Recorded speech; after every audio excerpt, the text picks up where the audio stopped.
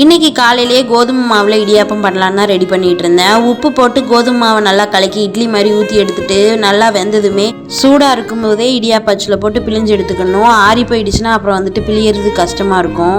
கூடவே நேந்திரம் பழத்தையும் லைட்டாக வேக வச்சு எடுத்துட்டு நாட்டு சக்கரை தூவிட்டு கொஞ்சமாக பயிரும் வேக வச்சுருந்தேன். அதையுமே வச்சு சூப்பராக சாப்பிட்டு முடிச்சுட்டு மதியத்துக்கு லஞ்சுமே ரெடி பண்ணிட்டேன். மாங்காய் போட்டு மீன் குழம்பு வச்சுருந்தேன்.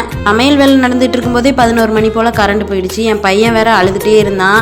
எங்கள் அம்மாவுக்கு ஃபோன் பண்ணி கேட்டால் இன்றைக்கி சிவன் கோயிலில் வந்துட்டு காலையெல்லாம் கொண்டு போவாங்க, அதனால் கரண்ட் மதியத்துக்கு மேலே இருக்காதுன்னு சொல்லிட்டாங்க.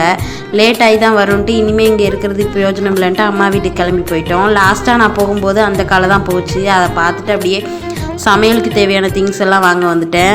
எங்கள் அத்தையும் எங்கள் அத்தை பொண்ணு வந்துருந்தாங்களா, ரொம்ப நாள் கழித்து பார்க்குறதுனால கொஞ்சம் ஸ்நாக்ஸ் வாங்கிட்டு டீ கடையில் உட்காந்து ஸ்நாக்ஸ் எல்லாம் சாப்பிட்டு டீ குடிச்சிட்டு இருந்தோம். 7 மணி ஆகியுமே இன்னுமே கரண்ட் வரல. சரின்ட்டு அம்மா வீட்டில் போயிட்டு என்ன குழம்பு வச்சுருக்காங்கன்னு பார்த்துட்டு கொஞ்சமாக சாம்பார் மட்டும் எடுத்துகிட்டு வீட்டுக்கு கிளம்பிட்டேன்.